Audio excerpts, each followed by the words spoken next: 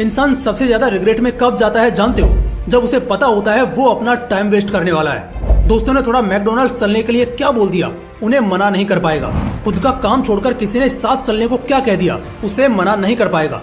पता होता है कि काम कितना ज्यादा करना है, सिलेबस कितना ज्यादा पूरा करना है, ये सब जानते हुए भी कि सच में कितने कम टाइम में कितना कुछ करना है, मगर मन कहता है भाई चिल कर ले, सो जा। लेकिन अफसोस हम उस मन को भी ना नहीं कर पाते। ये जो सिर्फ ना नहीं करने की आदत होती है ना, ये हमारा बहुत कुछ लेकर डूब जाती है।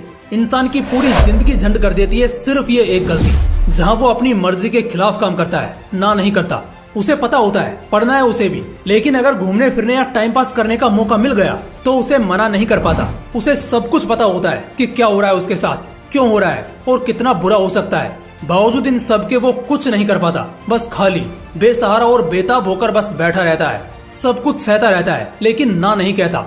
10 में से कोई एक ही बंदा ऐसा होता है जो मुंह पर बोल देता है कि नहीं यार मेरे से नहीं होगा, मैं नहीं करने वाला।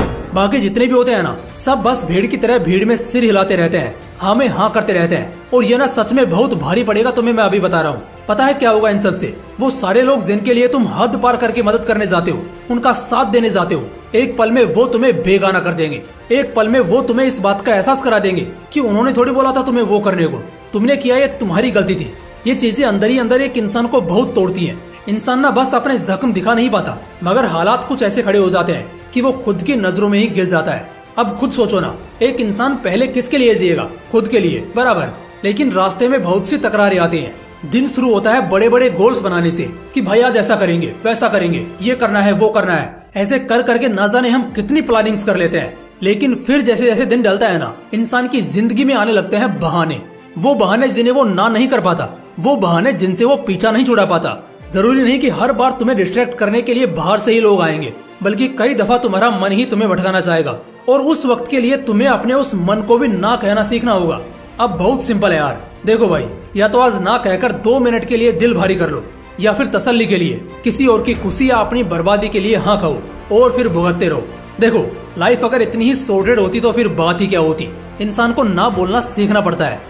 हर कोई अपने बहानों को और बेगैरत चीजों को ना करता है, तभी जाकर वो लाइफ में कुछ बनता है, किसी मुकाम पर पहुंचता है। लाइफ बहुत ज्यादा कमाल की तब लगने लग जाती है जब इंसान अपने फैसलों पर चलना शुरू करता है। लेकिन एक सवाल है, सवाल ये है कि हमें समझ नहीं आता किसी को ना कैसे किया जाए।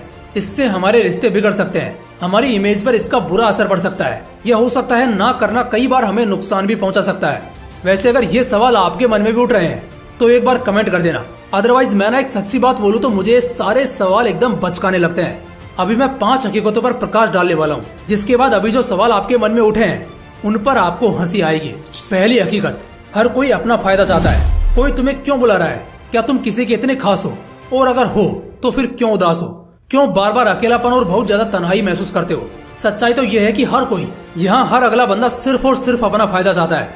उसका अपना एक मतलब, एक मकसद होता है। अगर वो तुम्हें पार्टी करने को, मौज मारने को बोलता है तो उस वक्त ये बिल्कुल संभव है कि तुम उसके टाइम पास हो, या एक तरह से कह सकते हैं तुम उसका मोहरा हो।